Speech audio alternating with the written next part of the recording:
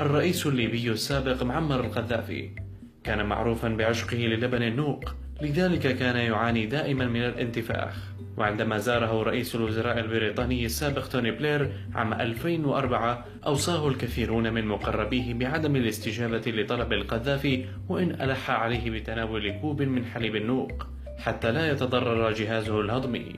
كذلك كان القذافي يعشق تناول الأسماك المطهية على الطريقة الليبية، إضافة للكسكس المفتول ولحم الجمال.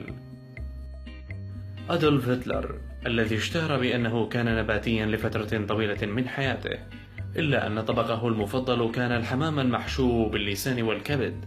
المثير للدهشة أن هتلر كان لديه فريق من خبراء ومتذوقي الطعام يصل عددهم إلى 15 امرأة، فأثناء الحرب لم يذق أي طعام دون أن يمر عليهن لتذوقه، ويمضي عليهن 45 دقيقة حتى يمكنه الاطمئنان لسلامة الطعام. الرئيس العراقي الراحل صدام حسين كانت الأسماك الطازجة هي وجبته الرئيسية، وإصراره على أن تكون الأسماك طازجة كان يدفع طاقمه إلى تعيين صيادين يعملون خصيصا من أجله. وكان صدام مهووسا بالطزاجة والنظافة، حتى كان على طاقم الطهاة أن يعد له لحم البقر والفاكهة التي وصلت في نفس اليوم، كما أنه كان يعشق الشوكولاتة، تحديدا الباونتي. وعندما اعتقله الأمريكيون عام 2003 وجدوا في مخبئه بيضا وعسلا وفستق وطماطم وعلبة نصف فارغة من الباونتي.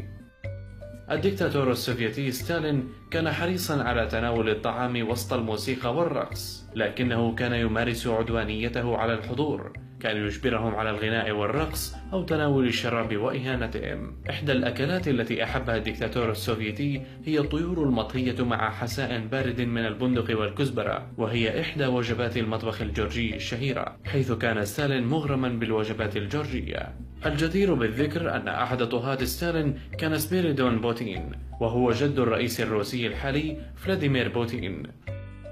الرعب الذي نشره الدكتاتور السابق لكوريا الشمالية كيم جونغ إل خلال فترة حكمه يمكن تلمسه أيضا في طبقه. ربما لا يندهش البعض إذا اكتشفوا أن أكثر وجبة أحبها كيم كانت حساء زعانف سمك القرش والبوشينتينغ، وهو حساء لحم الكلاب. بينيتو موسوليني كان عدوا للبطاطا المهروسة، عاشقا للثوم المفروم والمبلل بالزيت والحامض. فيدل كاسترو زعيم كوبا السابق البالغ عمره حاليا 88 عاما كان مدمنا على حساء من لحم وعظام السلاحف. عيدي أمين دادا حاكم أوغندا الذي انتهت به الحال منفيا منذ عام 1979 في السعودية، حيث توفي بعمر 78 عاما في جدة في عام 2003. كان يستهلك 40 برتقالة يوميا، واعتاد في أوغندا على تقديم يرقات النحل والجراد المقلي في المآدب لإزعاج كبار زائريه، كما أنه كان يأكل من لحوم أعدائه، ويعني ذلك حرفيا ليس مجازا. نعم، لقد كان يأكل اللحم البشري.